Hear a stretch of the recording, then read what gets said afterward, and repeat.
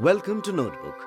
Today, we shall discuss about the executive wing of the government. The legislature, executive, and the judiciary are the three organs of the government which work in coordination with each other. The word executive means a group of people that look after the implementation of rules and regulations in actual practice. The organ of government that look after the implementation of rules and the overall administration is called the executive. This executive organ of the government has a set of functions. Let us see what these functions are. Executive is responsible for the implementation of the laws and policies adopted by the legislature.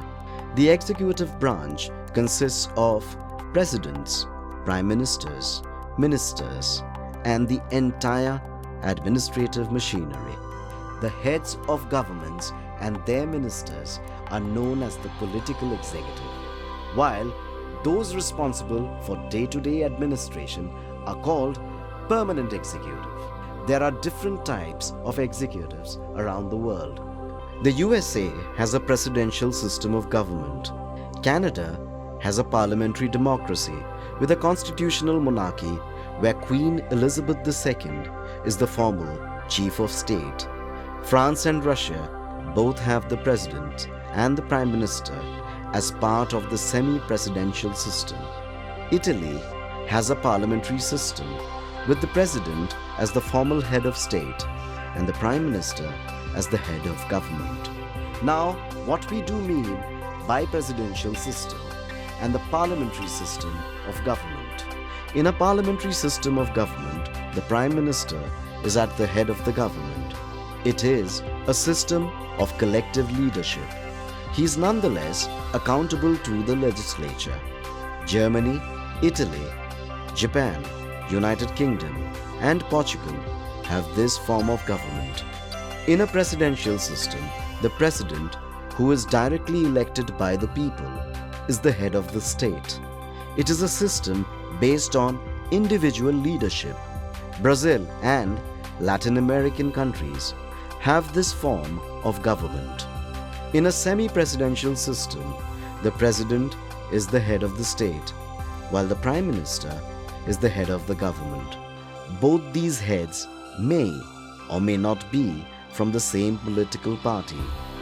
France, Russia, and Sri Lanka have this form of government. Now we shall discuss the parliamentary system of executive in India. The makers of the Indian Constitution wanted to have a strong executive branch for the government, but they did not want a presidential system of government as it could lead to the problems of a personality cult. Personality cult means when a person is excessively admired or worshipped as a leader. To avoid this personality cult, the makers of the Constitution adopted the parliamentary system of government. According to this system, the president is the formal head of the state. The actual government is run by the prime minister and his council of ministers at the national level. At the state level, the executive comprises the governor and the chief minister and a council of ministers. Although the Indian Constitution has vested executive powers on the president, he can exercise these powers only through the council of ministers headed by the prime minister. The president is elected indirectly by the MLAs and MPs for a term of 5 years. The president can only be removed by the process of impeachment by special majority. Next, we shall discuss the power and position of the president. Although the president has a wide range of powers, he can use them only on the advice of the Council of Ministers. In most cases, it is the Council of Ministers with the Prime Minister at the head that have the most power. Next, we shall look at the discretionary powers of the president. The discretionary powers of the president are: the president has to be informed of all the important decisions taken by the Council of Ministers. The president has the veto power by which he can withhold assent to bills other than money bill passed by the Parliament. However, this veto power is limited as the Council of Ministers may or may not take into consideration the President's advices. When no leader gets a clear majority in the Lok Sabha, the President can appoint a Prime Minister using his discretion in who can form a government and get the support of the majority. In a parliamentary government, the Council of Ministers can be removed before the end of their term. In such a situation, a head of the state with a fixed term is required to symbolically represent the country. Thus, the President is the formal and ceremonial head of a country. The Vice President of India is elected for 5 years. He is elected in a similar manner as the President. The Vice President may be removed from his office by a resolution of the Rajya Sabha, passed by a majority and agreed to by the Lok Sabha. The Prime Minister is the most important official of the parliamentary executive. He has to have the support of the majority of the Lok Sabha. The Prime Minister loses his position and office if this support is lost. The Prime Minister chooses his Council of Ministers and hands them their portfolios. The ministers are given the position of cabinet ministers, state or deputy ministers, depending on their seniority and experience. This Council of Ministers is collectively responsible to the Lok Sabha. Collective responsibility is based on the principle of the solidarity of the cabinet.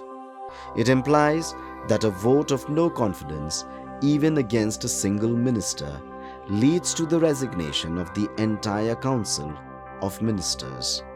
Jawaharlal Nehru has described the Prime Minister as the linchpin of the government, as he is the link between the Council of Ministers, the President and the Parliament. The system of coalition government has affected the working of the parliamentary executive. It has led to the increase in the discretionary powers of the President and a decrease in the powers of the Prime Minister, as he has to consult more number of ministers. Next, we come to the bureaucracy. By now you know that it is the Council of Ministers with the Prime Minister at the head that take the decisions. But who implements these decisions? These decisions are carried out by the administrative machinery or a large organization of people called the bureaucracy. India has an administrative machinery or bureaucracy which is politically neutral. The bureaucracy consists of all the All India services, state services, employees of the local governments, the technical and managerial staff running the public sector undertakings. The members of the bureaucracy are elected based on their merit through the Union Public Service Commission. The IAS or the IPS constitute the higher level of the bureaucracy. They are appointed by the central government. The executive organ of the government enjoys more power than the other organs of the government. Thus, it is also closely monitored and checked upon to keep it democratic. With that, we come to the end of today's video lesson. We hope this session helps you to understand this topic. Feel free to go through the video several times if you have doubts. Till then, goodbye.